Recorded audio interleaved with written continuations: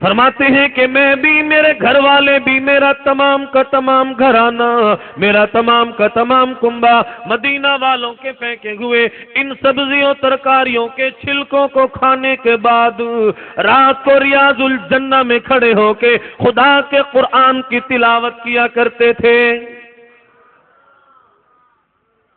میرے اکابر نے کہاں بیٹھ کے قرآن کی تلاوت کی ہے، کس انداز سے قرآن کی تلاوت کی ہے، مدنی کریم صلی اللہ تعالی علیہ وسلم کی ذات اقدس سے کتنا پیار ہے، کتنی محبت ہے، بغیر پیار کے، بغیر محبت کے کبھی ایسا نہیں ہوتا۔ کتنا عشق دل میں موجود ہے، کتنا پیار موجود ہے۔ 18 برس مدنی کریم صلی اللہ تعالی علیہ وسلم کے روضہ اقدس پہ حدیث مبارکہ پڑھانے میں گزار دیے۔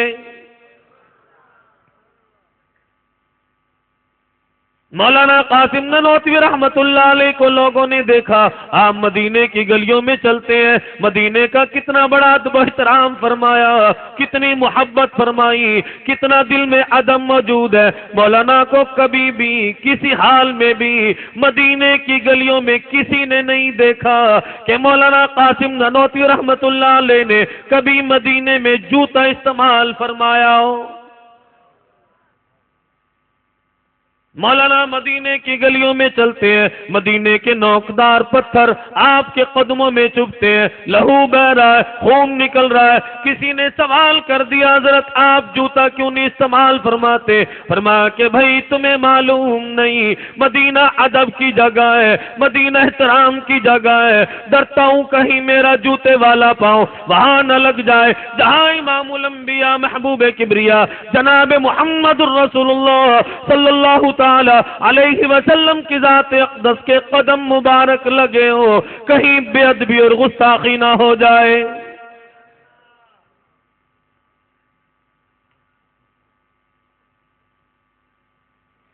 مولانا رشید احمد گنگوہی رحمت اللہ علیہ کو لوگوں نے دیکھا، آپ کی خدمت میں کسی نے مدینے کی کھجوریں لا کے پیش کر دی، آپ نے مریدین میں لوگوں میں تقسیم فرما دی، فرمایا لوگوں کھجوریں کھا لو لیکن میری گٹھلیاں، میری گٹ کے مجھے واپس کر دینا۔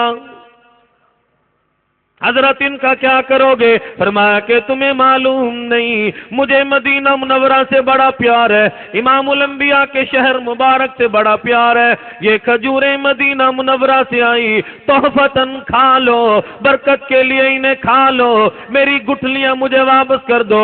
حضرت گٹھلیوں کا کیا کرو گے؟ گٹکیں کس کام آیا کرتی ہیں؟ فرمایا کہ تمہیں معلوم نہیں، رمضان کا مہینہ بالکل قریب ہے، انہیں کوٹ کے صفوف بنا کے پانی میں ملا کے روزہ افطار کیا کروں گا۔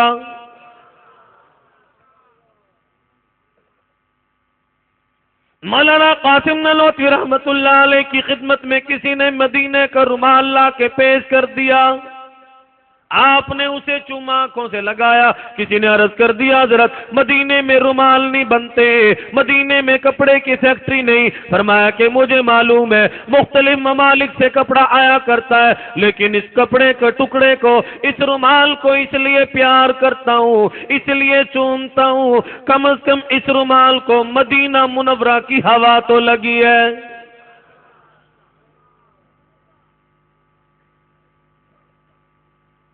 میرے اکابر کو مدنی کریم صلی اللہ تعالی علیہ وسلم کی ذات اقدس سے کتنا پیار ہے، کتنی محبت ہے، کتنا سچا تعلق ہے۔ مولانا رشید احمد گنگوہی رحمت اللہ علیہ کی خدمت میں پرانے زمانے کی بات ہے، واقعات میں لکھا جاتا ہے کہ جب بجلی نہیں تھی، روضہ اقدس صلی اللہ علیہ وسلم پہ چراغ جلایا جاتا تھا زیتون کے تیل سے۔ وہ چراغ کا تیل کسی نے لا کے آپ کی خدمت میں پیش کر دیا، آپ نے اسے نوش فرمایا، فرمایا یہ تو بڑا مزیدار تھا۔ چراغ کا تیل پھر جلا ہوا، اس میں سمیل آتی ہے، لیکن آپ نے فرمایا کہ نہیں، یہ بڑا خوشبودار تھا، یہ تو بہت مزیدار تھا، یہ بہت ذائقے دار تھا۔ یہ ہے محبت کی بات، یہ ہے تعلق۔ آج ہمارے پلے کیا ہے؟ آج ہمیں حضور اکرم صلی اللہ علیہ وسلم کی ذات اقدس سے پیار تو بڑا ہے، محبت تو ہے، تعلق تو ہے، لیکن قرآن ہمارے پلے نہیں، کوئی مر جائے قرآن تو پھر ہمیں یاد آتا ہے، پھر لوگ قرآن لے کے بیٹھ جایا کرتے ہیں، اس سے پہلے لوگ قرآن نہیں پڑھتے ہیں، کیونکہ ملا نے ایک ذہن بنایا ہے کہ جب مرو گے پھر قرآن پڑھا جائے گا، ایک دو دیگیں چاولوں کی پکیں گی، پھسل کے پھر تم جنت میں جا گرو گے۔ اب چاول مہنگے ہو گئے، اب لوگوں نے دلیا پکانا شروع کر دیا، اب کہاں سے چاول پکائیں گے، اب پھسل کے کیسے جنت میں جائیں گے؟ دوستو، عرض کرنے کا مقصد یہ کہ آج ہم نے قرآن کو مذاق بنایا ہے، قرآن کو تمسخر بنایا ہے۔ قرآن پڑھنے والے اس دنیا سے رخصت ہو گئے، قرآن کو لاہ عمل بنانے والے اس دنیا سے رخصت ہو گئے۔ آج ہمارا ذہن قبر کی طرف نہیں جاتا، موت کی طرف آج ہمارا ذہن نہیں جاتا۔ اگر قبر موت ہمارے ذہن میں ہو، ہمارے خیالات میں یہ بات آئے، تو پھر کبھی بھی ہم قرآن کی بے ادبی نہ کریں، کبھی نمازوں کو ضائع نہ کریں، حضور اکرم صلی اللہ علیہ وسلم کے خلاف کبھی بھی، ہم فرمان کے خلاف ہماری زندگی کبھی بھی نہ گزرے۔ اس لیے ساتھ ساتھ عرض کرتا چلو، ارشاد فرمایا مدنی کریم صلی اللہ تعالی علیہ وسلم کی ذات اقدس نے، تم قبر پہ یقین کرو یا نہ کرو، قبر اپنے اندر آنے والی میت کو دن میں کئی مرتبہ صدا لگاتی ہے، آواز لگاتی ہے، خبردار کرتی ہے، اور میرے اندر آنے والے، میں تیری آخری آرام گاہ بنوں گی، میں تیری رہائش گاہ بنوں گی، تو میرے اندر ضرور آئے گا، قبر میں آنے کی تیاری کر کے آنا، مجھے اپنی کوٹھی سمجھ کے نہ آنا، مجھے اپنا بنگلہ سمجھ کے نہ آنا، مجھے اپنی جائیداد سمجھ کے نہ آنا، مربع سمجھ کے نہ آنا، اپنی گاڑی سمجھ کے نہ آنا، مجھے اپنا ٹویل سمجھ کے نہ آنا۔ قبر آواز لگاتی ہے، میں اندھیری کوٹڑی ہوں، میں تنہائی کا گھر ہوں، میں وحشتناک گھر ہوں، میں کیڑوں کا گھر ہوں، کیڑوں سے دوری کا انتظام کر کے آنا۔ اللہ والوں نے بڑی محنت کی ہے، بڑی کوشش کی ہے، ساری کی ساری زندگی قبر کی تیاری میں ہی گزار دی۔ میں عرض کیا کرتا ہوں، امام اعظم ابو حنیفہ رحمت اللہ علیہ کی ذات اقدس ہے، 40 برس تک عشاء کے وضو سے فجر کی نماز ادا فرمائی ہے، 53 حج اپنی زندگی میں ادا فرمائے، پورے رمضان میں 61 قرآن ختم فرمایا کرتے تھے۔ آج ہم 2-4 نمازیں پڑھ کے بڑے خوش ہو جاتے ہیں، ہم سے بڑا ولی کوئی نہیں، ایک حج کر کے بڑے خوش ہو جاتے ہیں، ہم سے بڑا اللہ والا متقی پرہیزگار کوئی نہیں۔ رمضان میں ایک قرآن سنایا، ساری زندگی ایک گھمنڈ ہمارے ذہن سے نہیں جاتا، ہم سے بڑا قاری کوئی نہیں۔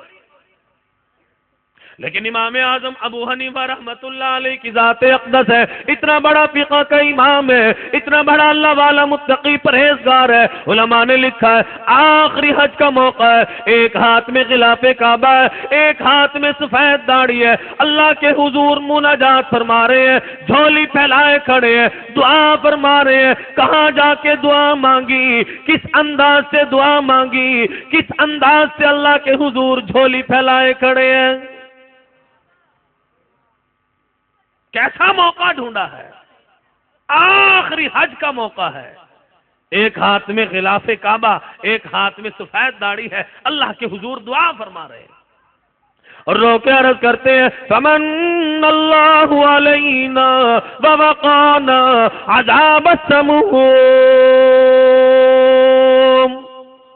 اور میرے اللہ میرے پلے نیکی کوئی نہیں، اچھائی میرے پلے کوئی نہیں، اعمال صالحہ میرے پلے کوئی نہیں، کوئی بھی نیکی نہیں، اور میرے پروردگار عالم اور مالک کائنات اور رب العالمین اور خالق کائنات، میری سفید داڑھی کے صدقے میری خطاؤں کو معاف فرما دینا۔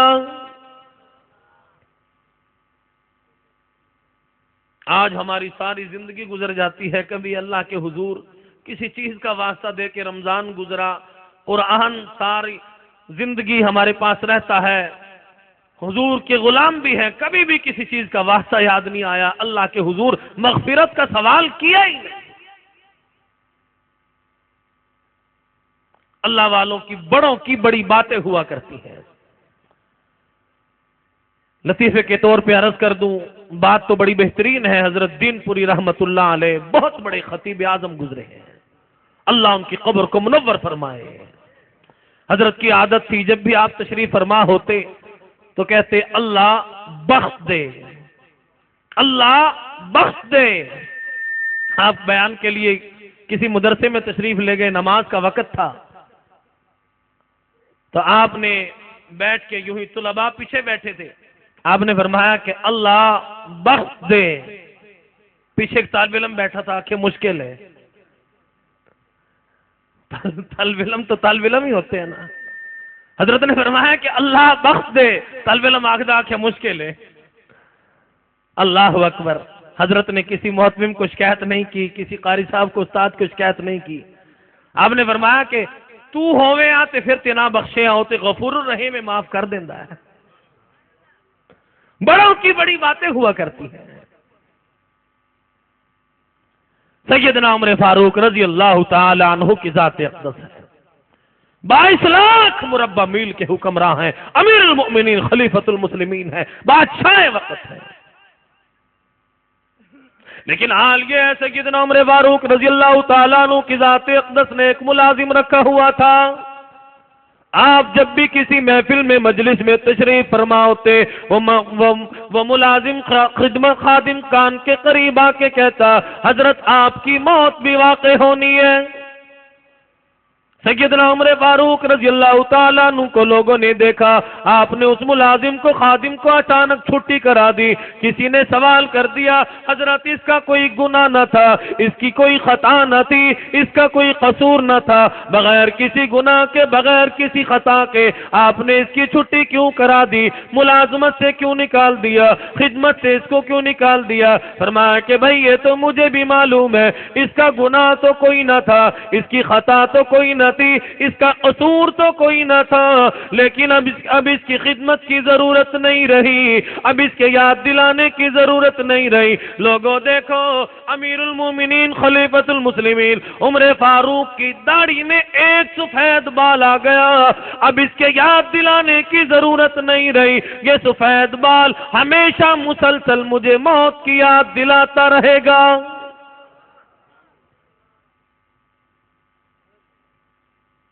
آج ہماری بچپن جوانی گزرتی ہے، بڑھیپا آ جاتا ہے، لیکن ہم مسلمان کھڑے وہی ہیں. سفید بال آ گئے، اب بھی دل میں ارادہ ہے کسی کا حق کھا لوں، سگے بھائی کا حق کھا لوں، رشتہ دار کا حق کھا لوں، ہمسائے کا حق کھا لوں. اس لیے اللہ والا خبردار کرتا ہے، متنبہ کرتا ہے، باز آ جاؤ، راہ راست پہ آ جاؤ، عملی زندگی اپنا لو. اسی کو کہتا ہے کہ جو کھیلوں میں تو نے لڑکپن گوایا،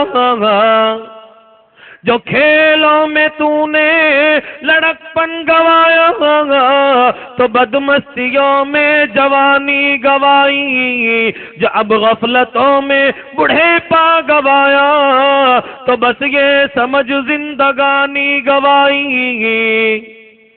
ساری کی ساری زندگی کو آگ لگ گئی، پوری کی پوری زندگی تباہ و برباد کر بیٹھا. بچپن بے ہوشی میں گزار دیا، جوانی مدہوشی میں گزار دی، سفید بال آ گئے، اب بھی دل میں گناہ کا ارادہ لیے بیٹھا ہے.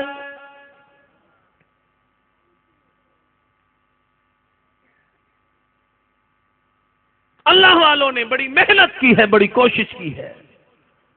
آج ادھر ادھر بیانات پہ، وعظوں پہ آپ دیکھا کرو کہ اللہ والوں کی تعریف تو کی جاتی ہے، لیکن اللہ والوں نے جن چیزوں پہ، جن باتوں پہ عملی زندگی پہ زور دیا، وہ باتیں ہم بیان نہیں کرتے، ہمارے سامنے نہیں آتی.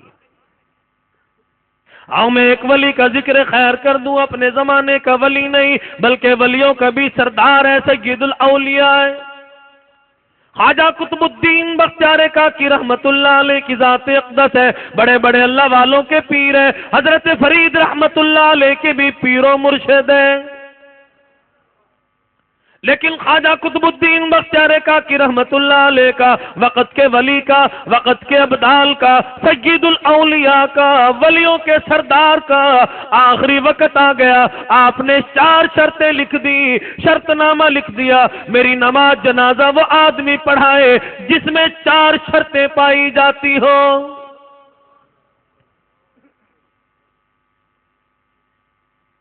خواجہ قطب الدین بختیار کاکی رحمت اللہ علیہ نے وقت کے ابدال نے پہلی شرط یہ لکھ دی، میری نماز جنازہ وہ آدمی پڑھائے، وہ اللہ والا پڑھائے، وہ دل والا پڑھائے، جب سے اس نے ہوش سنبھالا ہو، جب سے وہ سن بلوغت کو پہنچا ہو، جب سے وہ جوان ہوا ہو، کبھی بھی کسی حال میں بھی، سفر میں بھی، حضر میں بھی، گھر رہتے ہوئے بھی، گھر سے باہر رہتے ہوئے بھی، کبھی بھی اس کی تکبیر اولیٰ فوت نہ ہوئی ہو، جماعت کے بغیر کبھی اس کی نماز نہ گزری ہو۔ یہ مسئلہ آج بڑا مشکل ہے، کون نماز پڑھے اور جماعت کی نماز۔ دربار رسالت مدنی کریم صلی اللہ تعالی علیہ وسلم کی ذات اقدس کا پاک دربار ہے، اللہ نے بڑا شفیق نبی عطا فرمایا، بڑا کریم نبی عطا فرمایا، شان والا نبی عطا فرمایا، عظمت والا نبی عطا فرمایا۔ حضرت عبداللہ ابن مکتوم رضی اللہ تعالی عنہ حضور علیہ الصلوۃ والسلام کے نابینا صحابی ہیں، دربار رسالت میں حاضر خدمت ہو گئے اور آ کے عرض کرنے لگے، کالی کملی والے صلی اللہ علیہ وسلم، نابینا ہوں، معذور ہوں، محتاج ہوں، دور سے آیا کرتا ہوں، مسجد میں نماز کے لیے آیا کرتا ہوں، اذان سن کے آیا کرتا ہوں، گر پڑتا ہوں، چوٹ لگ جایا کرتی ہے، آپ اجازت فرما دیں تاکہ میں گھر میں ہی نماز پڑھ لیا کروں۔ رحمت دو عالم صلی اللہ علیہ وسلم کی ذات اقدس نے ارشاد فرما دیا، عبداللہ چونکہ عذر ہے، معذوری ہے، محتاجی ہے، گھر میں نماز پڑھ لیا کرو، ادا کر لیا کرو۔ حضرت عبداللہ ابن مکتوم رضی اللہ تعالی عنہ دربار رسالت سے ابھی چند قدم گئے ہیں، فوراً نوری فرشتوں کا سردار سید الملائکہ جبرائیل امین دربار رسالت میں حاضر خدمت ہو گئے اور عرض کر دیا، یا رسول اللہ صلی اللہ علیہ وسلم، اللہ پاک کیوں فرماتے ہیں آپ نے اپنے جانثار کو، اپنے غلام کو، حضرت عبداللہ ابن مکتوم رضی اللہ تعالیٰ عنہ کو گھر میں نماز ادا کرنے کی اجازت کیوں فرما دی؟ اللہ پاک فرماتے ہیں، جب کوئی نابینا آدمی، محتاج آدمی، جب بھی کوئی بیمار آدمی، بوڑھا آدمی دیوار پکڑتا ہوا، دیوار کا سہارا لگاتا ہوا، لاٹھی پکڑ کے سہارا لگا کے اذان سن کے مسجد میں آیا کرتا ہے، بعض اوقات مسجد والوں کی، جماعت والوں کی نماز اس قابل نہیں ہوتی کہ میں اللہ کے دربار میں قبول کی جائے، لیکن اس بوڑھے کے صدقے، اس بیمار کے صدقے، اس محتاج کے صدقے، جب یہ گرتا پڑتا چوٹ کھاتا ہوا جماعت میں آ کے کھڑا ہو جاتا ہے، میں رب العالمین اس کے صدقے تمام کے تمام جماعت والوں کی اپنی بارگاہ میں نماز قبول فرما لیا کرتا ہوں۔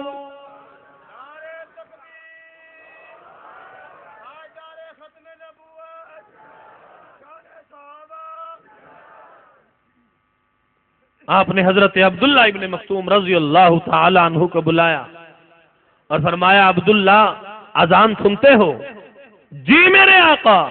فرمایا، پھر تو مسجد میں ضرور آنا پڑے گا۔ آج کا مسلمان اذان سن کے کنجری کا گانا بند نہیں کرتا، فلم بند نہیں کرتا، بے حیائی بدکاری بند نہیں کرتا، شراب نوشی بند نہیں کرتا، حرام خوری رشوت خوری بند نہیں کرتا۔ پھر ہم پکے مسلمان کے مسلمان ہیں، ہمارے اسلام میں فرق کوئی نہیں آیا۔ خواجہ قطب الدین بختیار کاکی رحمت اللہ علیہ نے وقت کے ابدال نے دوسری شرط یہ لکھ دی، میری نماز جنازہ وہ آدمی پڑھائے، وہ اللہ والا پڑھائے، وہ دل والا پڑھائے کہ جس کی ساری عمر میں کبھی بھی کسی حال میں بھی، جب سے وہ جوان ہوا ہو، جب سے اس نے ہوش سنبھالا ہو، جب سے وہ سن بلوغت کو پہنچا ہو، کبھی بھی اس کی عصر کی سنتیں قضا نہ ہوئی ہو۔ وہ سنتوں کی بات کرتے ہیں، ہمیں فرضوں کا پتہ کوئی نہیں، ہمارے فرض پتہ نہیں کتنے قضا ہوئے، کتنے فرضوں کو ہم نے چھوڑا، ہمیں فرضوں کا پتہ کوئی نہیں، وہ سنتوں کی بات کرتے ہیں۔ خواجہ قطب الدین بختیار کاکی رحمت اللہ علیہ نے وقت کے ابدال نے تیسری شرط یہ لکھ دی، میری نماز جنازہ وہ آدمی پڑھائے، وہ اللہ والا پڑھائے، وہ دل والا پڑھائے کہ جس کی ساری عمر میں کبھی بھی کسی حال میں بھی، سفر میں بھی، حضر میں بھی، گھر میں رہتے ہوئے بھی، گھر سے باہر رہتے ہوئے بھی، کبھی بھی اس کی تہجد کی نماز قضا نہ ہوئی ہو۔ ایک زمانہ تھا ولی کی ولایت میں تہجد کی نماز کو بڑا دخل تھا۔ پرانے ہمارے بزرگ موجود ہیں، آپ ان سے پوچھ لیں، سوالات کر لیں۔ ہمارے بزرگ دادا دادی، نانا نانی، یہ نزدیک کے بزرگ، ایک زمانہ تھا۔ آج ہم کہتے ہیں نا جی ہر بندہ بھی ساڈے گھر چ برکت نظر نہیں آندی، برکت آوے کتوں؟ ایک زمانہ تھا کہ لوگ تہجد کی نماز کے وقت بیدار ہوتے تھے، اپنے جانوروں کو چارہ ڈالتے، گھاس پھوس ڈالتے، عورتیں گھروں میں چکی بھی چلایا کرتی تھی اور 2-4 رکعت اللہ کے حضور تہجد کی نماز بھی ادا فرماتی تھی۔ پھر یہ تھوڑا سا 2-4 سیر آٹا پورے خاندان کے لیے، نوکروں سمیت، بیلیوں سمیت سب کے لیے کافی ہو جاتا تھا۔ پوچھ لو، پرانے بزرگ موجود ہیں۔ لیکن ہن کی یہ گھر دے 20-30 بندے نے سارے کماندے نے، اکھے پوری نہیں پیندی۔ ہن پوری پویں کتوں؟ اٹھے جو 10 بجے۔ ہم نے صبح کی نماز چھوڑی، ہم نے نمازوں کو اپنے گھروں سے دھکا دے دیا، ہم نے نماز چھوڑ دی، اللہ نے ہم سے رحمت برکت کی چادر چھین لی۔ برکتیں آئے کہاں سے؟ اور میں عرض کر دوں، رحمت دو عالم صلی اللہ تعالی علیہ وسلم کا دربار ہے۔ ایک صحابی حاضر خدمت ہوا، عرض کر دیا، یا رسول اللہ صلی اللہ علیہ وسلم، بڑا غریب ہوں، بڑا نادار ہوں، بڑا مفلس ہوں، میرے لیے دعا فرما دے، میرے لیے کوئی ہیلا پھیلا فرما دے، مجھے کوئی تسبیحات بتلا دے۔ فرمایا کہ جا اپنے صحن کے دروازے پہ پردہ لٹکا دے۔ صحابی پھر حاضر ہوا، عرض کرنے لگا، یا رسول اللہ صلی اللہ علیہ وسلم، کوئی فرق نہیں پڑا، میں اسی طریقے سے نادار ہوں، مفلس ہوں، میں اپنی روزی رزق سے بڑا تنگ ہوں، میرے لیے دعا فرما دے۔ حضور علیہ السلام کی ذات اقدس نے ارشاد فرما دیا، جا اپنے صحن کی دیواریں اونچی کر لے۔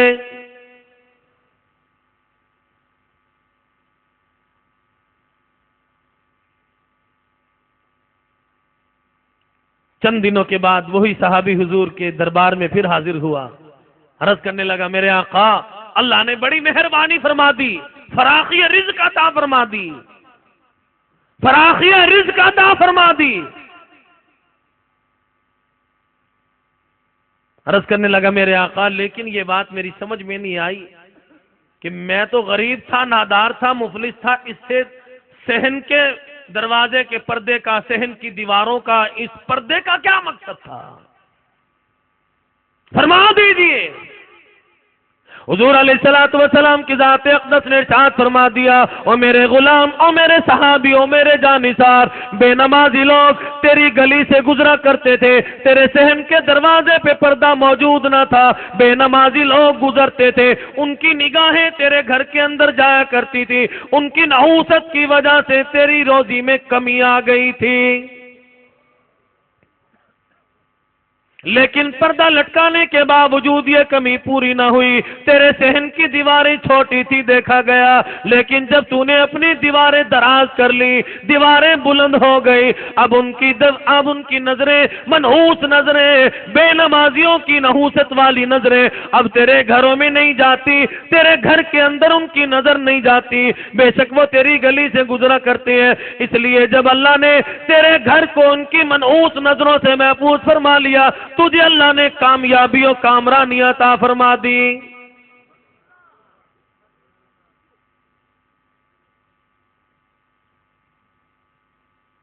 خواجہ قطب الدین بختیار کاکی رحمت اللہ علیہ نے چوتھی شرط بڑی سخت لکھی ہے۔ 3 شرائط کا تعلق تو نماز کے ساتھ ہے، لیکن چوتھی شرط بڑی سخت ہے۔ خواجہ قطب الدین المختار کاکی رحمت اللہ علیہ نے وقت کے ابدال نے چوتھی شرط یہ لکھ دی، میری نماز جنازہ وہ آدمی پڑھائے، وہ اللہ والا پڑھائے، وہ دل والا پڑھائے، جب سے اس نے ہوش سنبھالا ہو، جب سے وہ جوان ہوا ہو، کبھی بھی کسی حال میں بھی، سفر میں بھی، حضر میں بھی، گھر میں رہتے ہوئے بھی، گھر سے باہر رہتے ہوئے بھی، ساری حیاتی میں، ساری زندگی میں اس نے کبھی غیر محرم کو نہ دیکھا ہو، یعنی ماں، بہن، بیوی، بیٹی کے علاوہ اس نے پانچویں عورت کبھی نہ دیکھی ہو۔ یہ چیز تو بڑی مشکل ہے۔ ایسے جدوں تک عورت نو اسا سلام نہ ولائیے ہاتھ ملا کے، اصل تے معان کا کیتا جاندا ہے، ادوں تک سکون نہیں آندا۔ اللہ اکبر۔ خاتون جنت سیدہ فاطمہ الزہرا رضی اللہ تعالی عنہا، حضور کے گھرانے کا کیا حال ہے، اہل بیت کا کیا حال ہے، رحمت دو عالم صلی اللہ علیہ وسلم کی ذات اقدس کو اپنی سب سے چھوٹی صاحبزادی، اپنی شہزادی سے خاتون جنت سیدہ فاطمہ الزہرا رضی اللہ تعالی عنہا سے بڑا پیار تھا، بڑی سچی محبت تھی۔ اصل تو ماں باپ کو اپنی بیٹیوں سے پیار ہوتا ہی ہے، یہ فطری تقاضا ہے، لیکن سیدہ خدیجہ رضی اللہ تعالی عنہا کا جب انتقال ہوا تو سیدہ فاطمہ الزہرا رضی اللہ تعالی عنہا چونکہ چھوٹی تھی، ساری بہنوں میں چھوٹی تھی، امام الانبیاء کو اپنی شہزادی سے اس لیے بھی بڑا پیار تھا، محبت تھی۔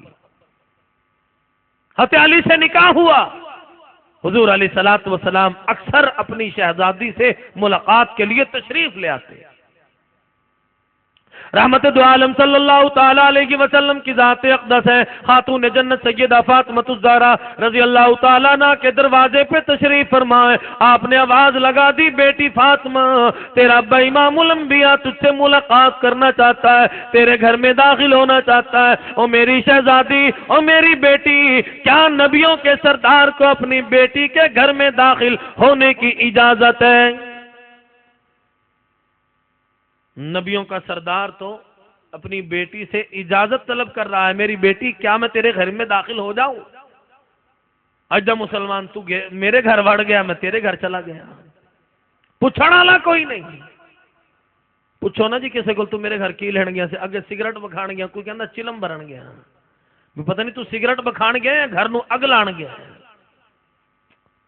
خاتون جنت سیدہ فاطمہ الزہرا رضی اللہ تعالیٰ عنہ کا آخری وقت ہے، مرض الموت ہے، آخری بیماری ہے۔ حضرت علی رضی اللہ تعالیٰ عنہ کو بلا کے بھی فرما دیا، اما عائشہ صدیقہ رضی اللہ تعالیٰ عنہ سے بھی عرض کر دیا، اما اگر میرا انتقال دن کو ہو جائے، میرا جنازہ پھر بھی رات کے اندھیرے میں اٹھانا۔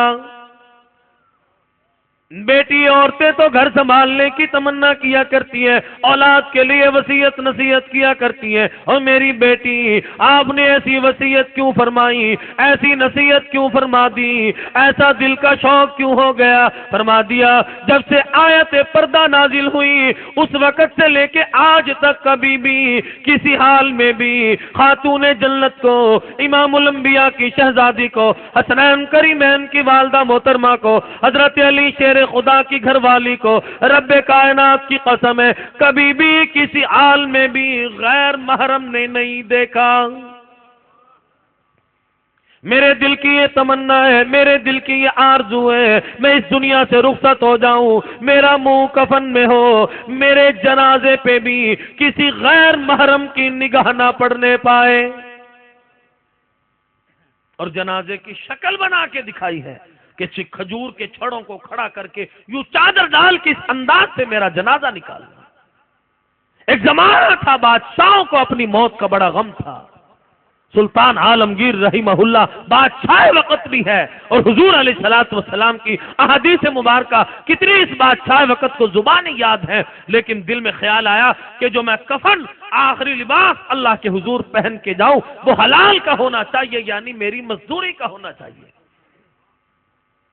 چنانچہ واقعات میں لکھا جاتا ہے کہ سلطان عالمگیر رحمہ اللہ نے کپڑا لیا، اپنے ہاتھ سے ٹوپیاں سی، دہلی کے چاندنی چوک میں کھڑے ہو کے ان کو بیچا ہے، فروخت کیا ہے۔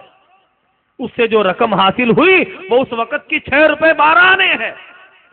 بادشاہ وقت نے ان کو تھیلی میں بند کر کے لکھ دیا کہ جب میرا انتقال ہو جائے، سلطان عالمگیر رحمہ اللہ نے لکھ دیا کہ جب میں اس دنیا سے رخصت ہو جاؤں، میرا کفن میرے گھر سے نہ لیا جائے، میرا کفن بیت المال سے نہ لیا جائے، سرکاری خزانے سے نہ لیا جائے، بلکہ میرا کفن ان پیسوں سے خریدا جائے، کیونکہ یہ میری مزدوری کے پیسے ہیں۔ آج ہم نے بھی کبھی غور کیا کہ ہماری روزی کے ذرائع کیا ہیں؟ اگر رشوت خور ہے، اگر حرام خور ہے، ملاوٹ کرتا ہے، اگر ایسے کاروبار ہیں تو گھروں میں نلکے بھی انہی پیسوں سے لگے، صابن بھی انہی سے، کفن بھی انہی سے خریدا جائے گا، آپ پہ کامیابی نصیب نہیں ہو گئی۔ اللہ پوچھے گا دنیا سے کیا لائے؟ اللہ رشوت کا کفن لائی ہیں، رشوت کی صابن سے نہا کے آئے ہیں۔ آج ہم نے کیا کیا ہے اپنے ساتھ؟ یہ ہماری قبر کی تیاری ہو رہی ہے، یہ ہماری موت کی تیاری ہے۔ حضرت ابو ذر غفاری رضی اللہ تعالی عنہ حضور علیہ الصلوۃ والسلام کے پیارے صحابی ہیں۔ خاتون جنت سیدہ فاطمہ الزہرا رضی اللہ تعالی عنہا کا جنازہ موجود ہے، محبت میں آ کے قبر میں منہ لگا کے آواز لگا دی۔ حضرت ابو ذر غفاری رضی اللہ تعالی عنہ نے آواز لگا دی، اور قبر تجھے معلوم بھی ہے ہم تیرے حوالے کس کو کرنے لگے؟ امام الانبیاء کی شہزادی ہے، حسنین کریمین کی والدہ محترمہ ہے، خاتون جنت ہے، ذرا خیال کرنا۔ علماء نے لکھا ہے قبر میں سے آواز لگائی، آواز واپس آئی، قبر نے آواز لگا دی، اور نبی کے دیوانے اور نبی کے مستانے تو محبت میں مارا جا رہا ہے، اس لیے یہ تو نے آواز لگا دی۔ یہاں یہ خیال نہیں کیا جاتا کس کی شہزادی ہے، کس کی ملکہ ہے، یہاں پہ یہ نسبتیں کام نہیں آتی، یہاں پہ یہ نہیں دیکھا جاتا کرسی والا ہے، بادشاہ ہے، وزیر ہے، امیر ہے، جاگیردار ہے، ان باتوں کا کوئی خیال نہیں، یہاں پہ تو اعمال کی پوچھ ہے، یہاں پہ تو عمل کام آتے ہیں۔ نیک عمل کر کے لاؤ گے ان کے لیے وسیع ہو جاؤں گی، اگر برے عمل کر کے لاؤ گے ان کے لیے تنگ ہو جاتی ہوں۔ حضور نے فرما دیا کہ قبر بد اعمال کے لیے اتنی تنگ ہو جاتی ہے کہ پسلیاں آپس میں ایسے مل جاتی ہیں، گھس جاتی ہیں، جیسے انگلیاں آپس میں مل جایا کرتی ہیں۔ خواجہ قطب الدین بختیار کاکی رحمت اللہ علیہ کا جنازہ موجود ہے، لوگ آتے ہیں، شرط نامہ پڑھتے ہیں، واپس چلے جاتے ہیں۔ بڑے بڑے محدث موجود ہیں، مفکر موجود ہیں، بڑے بڑے قاری موجود ہیں، لیکن جھوٹ کا زمانہ نہیں۔ میرے والد محترم مولانا قاری محمد نعیف صاحب ملتانی رحمت اللہ علیہ فرمایا کرتے تھے کہ آج یہ شرط نامہ لکھ کے نہ جانا، کیونکہ کوئی ایسا مستنڈا آ کے نماز جنازہ پڑھائے گا جس نے کبھی نماز پڑھی نہ ہو، وہ کہے گا چلو اخبار فوٹو تو آسی اور کچھ نہیں تھا، شہرت تو ہوگی۔ لیکن خواجہ قطب الدین بختیار کاکی رحمت اللہ علیہ کا نماز جنازہ موجود ہے، لوگ آتے ہیں، شرط نامہ پڑھتے ہیں، واپس چلے جاتے ہیں۔ سارا دن گزر گیا، عصر کی نماز کے بعد اگلی سب میں سے ایک آدمی نکلا، خواجہ قطب الدین بختیار کاکی رحمت اللہ علیہ کا کفن کا کپڑا ہٹا کے آنسو بہاتے ہوئے رو کے عرض کرنے لگا، خواجہ آپ تو اس دنیا سے رخصت ہو گئے، لیکن جاتے جاتے میرا راز کھول گئے۔ خواجہ میں نے سارا دن انتظار کیا کوئی اور اللہ والا آ جائے، کوئی اور متقی پرہیزگار آ جائے، کوئی اور عابد و زاہد آ جائے، آپ کا نماز جنازہ پڑھا دے، میرا راز باقی رہ جائے۔ خواجہ آپ جانتے تھے یہ میرا اللہ جانتا تھا میں اپنے عمل میں کیسا ہوں، خواجہ بڑی مجبوری ہے، اگر میں اپنا راز چھپاؤں آپ کا نماز جنازہ پڑھانے والا کوئی نہیں، اگر نماز جنازہ پڑھاؤں میرا راز باقی نہیں رہتا۔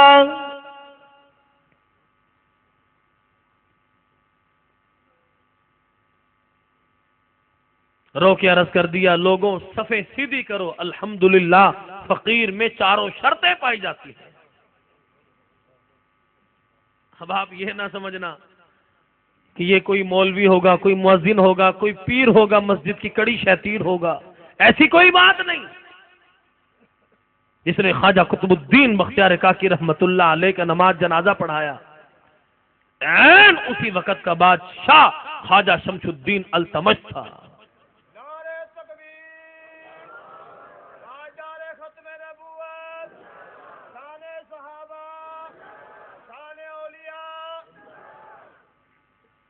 بادشاہ بھی تھا جس کی تکبیر اولیٰ کبھی فوت نہیں ہوئی، بادشاہ بھی تھا عصر کی سنت قضا نہیں ہوئی، بادشاہ کی کبھی تہجد کی نماز قضا نہیں ہوئی، بادشاہ نے کبھی غیر محرم کو نہیں دیکھا۔ آج ہماری زندگی کیسی ہے؟ آج ہم نے اپنے ساتھ کیا کیا ہے؟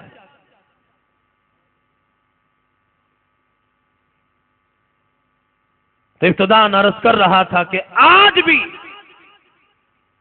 قرآن میں بڑا معجزہ موجود ہے۔ قرآن پڑھنے والے کو آج بھی آگ نہیں جلاتی، نہ دنیا کی جلاتی ہے، نہ انشاءاللہ کل جہنم کی آگ جلائے گی۔ بس آخری باتیں عرض کر دوں۔ حضرت قاری صاحب رحمت اللہ علیہ اکثر غیر ملکی دورے کے لیے تشریف لے جاتے، صرف بیانات کے لیے، اور کوئی مقصد نہیں ہوتا تھا۔ انڈیا بھی، ہندوستان بھی ہر سال تشریف لے جاتے، اور ساتھ ساتھ مقصد یہ بھی ہوتا تھا کہ اپنے استاد محترم مولانا قاری محمد طیب صاحب رحمت اللہ علیہ سے بھی چلو ملاقات ہو جائے۔ ایک زمانہ تھا کہ یہ جتنے بھی ہمارے اکابر گزرے، انہوں نے اپنے اساتذہ کا بڑا ادب و احترام کیا ہے۔ اساتذہ کی دعاؤں سے اللہ نے اتنی کامیابی اور کامرانی عطا فرمائی ہے۔ یہ تو آج ہمارا زمانہ ہے نا۔ قاری صاحب رحمت اللہ علیہ جب واپس تشریف لائے تو فرماتے تھے کہ ہندوؤں کے ہاں ایک بچی فوت ہو گئی، ہندوؤں کے ہاں ایک لڑکی فوت ہو گئی، انہوں نے اسے جلانا چاہا، لکڑیاں جمع کی، تیل وغیرہ ڈالا ان کے مذہب کے مطابق کہ جب بھی ان کے ہاں کوئی مر جائے وہ جلایا کرتے ہیں۔ جلانا چاہا، لکڑیاں جلتی ہیں لیکن بچی نہیں جلتی۔ 3 مرتبہ ایسا ہی ہوا۔ پورا ہندو دھرم بڑا پریشان ہوا کہ آج تک ایسا واقعہ نہیں گزرا، یہ کیا بات ہے، اس بچی میں ایسی کیا خاص وجہ ہے؟ لکڑیاں جل گئی، جتنا مادہ ڈالا وہ جل گیا، لیکن یہ بچی کیوں نہیں جلی، اس میں کیا خاص وجہ ہے؟ بڑے بڑے پنڈت ان کے جمع ہوئے، انہوں نے ایک مشورہ کیا کہ جس کمرے میں یہ لڑکی رہتی تھی وہاں دیکھو کوئی تازہ لپا ہوا تاک تو نہیں، الماری تو نہیں جسے تازہ بند کیا گیا ہو۔ تلاشی لی گئی تو دیکھا گیا کہ ایک تازہ لپا ہوا تاک موجود تھا۔ جب اسے کھول کے دیکھا اس کے اندر خدا کا قرآن موجود تھا، مصلی موجود تھا۔ چھپ کے مسلمان ہوئی، نماز بھی ادا کرتی تھی، قرآن کی تلاوت بھی کرتی تھی، لیکن اس نے تو چھپا دیا۔ وہ اللہ جس پہ ایمان لے آئی تھی، جس کے قرآن کی تلاوت کرتی تھی، وہ اللہ کیسے چھپنے دے؟ لیکن جاتے جاتے قرآن کی حفاظت کر گئی، اللہ کے کلام کی حفاظت کر گئی کہ یہ کافر ہے، پلیت ہے، ناپاک ہے، ان کے پلیت ہاتھ اللہ کے پاک کلام کو نہ لگے۔ آج ہم نے کیا کیا ہے؟ ہم نے قرآن اٹھا کے عدالت میں رکھ دیا، پنچایتوں میں قرآن لے آتے ہیں جی سانو قرآن دی قسم ہے، کھاندا جھوٹی قسم ہے، قسم کھانی تو اپنی بیوی دی کھا، پتہ چلے تینوں، گھر والی دی قسم سے کھا، قرآن فالتو نظر آندا ہے۔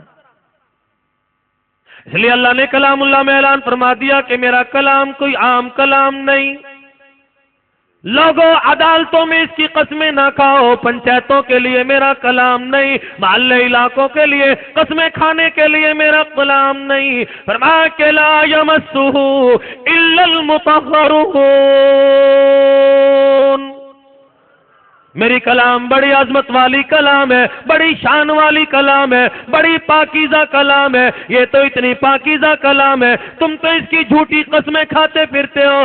فرمایا کہ میری کلام کو بغیر وضو کے ہاتھ لگانا حرام ہے، بے غسلے کو ہاتھ لگانا حرام ہے، میری کتاب کی جھوٹی قسمیں کھانا حرام ہے۔ دنیا میں رہنے والوں، دنیا میں بڑی کتابیں موجود ہیں، بڑی تصانیف موجود ہیں، کوئی شاعر کا کلام ہے، کوئی محلے والوں کا کلام ہے، علاقے والوں کا کلام ہے، لیکن یہ میں اللہ کا کلام ہے، تنزیل من رب العالمین، یہ میں اللہ کی طرف سے نازل کیا گیا، میں اللہ اس کو نازل کرنے والا، میرے محبوب کریم صلی اللہ تعالی علیہ وسلم کی ذات اقدس، اس کو جھولی پھیلا پھیلا کے لینے والے۔ دنیا میں جتنی بھی کتب موجود ہیں، کتنی بھی کتابیں موجود ہیں، تصانیف موجود ہیں، دنیا میں رہنے والوں، تم ان پہ اعتراضات کر سکتے ہو، شک کر سکتے ہو، تردد کر سکتے ہو، لیکن یہ ایسا کلام ہے، ذالک الکتاب لا ریب فیہ، اس میں شک و شبے کی گنجائش کوئی نہیں، اعتراضات کی گنجائش کوئی نہیں، اس میں تردد کی گنجائش کوئی نہیں۔ آج ہم نے اللہ کے کلام کو عام کلام سمجھا ہے، عام کتاب سمجھا ہے۔ یہ بڑی شان والی کلام ہے، عظمت والی کلام ہے۔ اللہ نے نبی بھی وہ عطا فرمایا جو تمام کے تمام انبیاء کا سردار ہے، اور کتاب بھی وہ عطا فرمائی جو آسمانی کتابوں کا سردار ہے۔ نبی بھی اعلیٰ، قرآن بھی اعلیٰ، یہ امت بھی اعلیٰ۔ اللہ نے بڑا شان والا نبی عطا فرمایا، عظمت والا نبی عطا فرمایا۔ اسی کو اللہ والا اس انداز سے کہتا ہے کہ من موہن نبی، من تھار نبی، من موہن نبی، من ٹھار نبی، تیری ذات دیاں کیا باتاں نے، جے بولے تو منہوں پھل کر دے، انوار دیاں برساتاں نے، انوار دیاں برساتاں سن، ایک دوجے نو کہندیاں راتاں سن، اور جس تڑکے آ پائے اس رات دیاں کیا باتاں نے، او کیڈے کرم ہوئے سرکاراں دے، غم تل گئے غم دے ماراں دیں گے، فتح اللہ والی سے جوتیں گے، ملاقات دیاں کیا باتاں نے۔ اللہ نے ایسے نبی کا امتی بنا کے بھیجا ہے کہ ایسا نبی کسی قوم کو نصیب نہیں ہوا، کسی امت کو نصیب نہیں ہوا۔ اللہ نے شان والے نبی کا آج ہمیں امتی بنا کے بھیج دیا، لیکن آج ہم اپنا مقام خود بھول بیٹھے ہیں۔ اس لیے دوستو، قرآن سے پیار کرو، قرآن سے پیار کرنے والے بن جاؤ۔ الحمدللہ آپ کے مدرسے میں مدرسہ ابو ہریرہ موجود ہے، اسے بہت بڑی غنیمت کی بات سمجھو، یہ بہت بڑی غنیمت ہے۔ اسی کی وجہ سے پورا محلہ آباد ہے، جہاں جہاں دینی مدرسے آباد ہے، اس کی وجہ سے پورا علاقہ آباد ہے۔ اس لیے معاونت کر کے، اور اگر کچھ نہیں کر سکتے تو اب اگر پورا قرآن قبر میں چاہیے تو اپنے بچوں کو خود قرآن پڑھا کے، تاکہ ہمارے بعد ہمارا بیٹا بیٹی رشتہ دار درد دل کے ساتھ جو قرآن کی تلاوت کریں گے، وہ غیر کیسے کر سکتا ہے؟ اس لیے جو کچھ کرنا ہے اپنی زندگی میں ہی کر لو، اس کے بعد کوئی شے کام نہیں آئے گی۔ اسی کو اللہ والا کہتا ہے کہ زندگی کا راج ہے، زندگی کا راج ہے، کر لے جو کرنا آج ہے، مر گیا محتاج ہے، اے یار غافل نہ ہو۔ جو کچھ کرنا ہے زندگی میں رہتے ہوئے کر کے اس دنیا سے ہم رخصت ہو جائیں۔ یہ زندگی گزر جائے گی، پھر یہ موقع ہاتھ نہیں آئے گا۔ پھر کل قیامت کا دن ہوگا، لوگ عرض کریں گے اللہ ایک دفعہ تو دنیا میں بھیج، ایک دفعہ تو دوبارہ دنیا میں بھیج۔ ارشاد خدا بندی ہوگا اولم نعمرکم ما یتذکر فیہ من تذکر وجاءکم النذیر۔ یاد تو کرو میں نے تمہیں کتنی لمبی زندگی عطا فرمائی تھی، دن دیا تھا، رات دی تھی، واعظ و نصیحت بھی آئی تھی، اذان بھی آیا کرتا تھا، جلسے بھی ہوا کرتے تھے، قاری طاہر صاحب جلسے بھی یہاں کرایا کرتے تھے۔ اصل مقصد کیا ہوتا ہے ان جلسوں کا کہ چلو کوئی نماز پڑھنے والا بن جائے اپنی زندگی میں، تب کوئی شراب نوشی چھوڑ دے، کوئی حرام خوری چھوڑ دے، کوئی بھی اگر کوئی برائی چھوڑ دے نیکی کی طرف آ جائے۔ یہ مسلسل ہمیں اور مدرسہ ابو ہریرہ والوں کو، قاری محمد طاہر صاحب کو ثواب ملتا رہے گا۔ ہم مولویوں کا مقصد یہ ہوتا ہے، اور رات کو ہم جو جاگتے پھرتے ہیں ہم کوئی فالتو نہیں، ہم تم سے زیادہ چالاک ہیں۔ مقصد یہ ہے کہ اگر دو چار آدمی بھی سدھر جائیں ہمارے لیے نجات کا ذریعہ بن جائے۔ اس لیے دوستو قرآن سے پیار کرو، قرآن والوں سے پیار کرو۔ اللہ کے حضور دعا فرمائے پروردگار عالم ہم سب کو عمل کرنے کی توفیق عطا فرمائے، اس مدرسے کو تا قیامت آباد فرمائے۔ آپ تمام حضرات کا آنا اللہ اپنی بارگاہ میں قبول فرمائے۔ وآخر دعوانا الحمدللہ رب العالمین۔ مولانا محمد نواز صاحب کروڑ پکے والے تشریف لے آئے، یہ بھی ہمارے بزرگوں میں سے الحمدللہ بیان تو یہ فرمائیں گے، اصل بیان تو ان کا ہوگا۔ میں تو سمجھا تھا شاید نہیں آئیں گے، ان کی کمی میں پوری کروں گا، ان کی فیس بھی شاید مجھے مل جائے گی، لیکن یہ تشریف لے آئے ہیں، اب الحمدللہ بیان یہ فرمائیں گے۔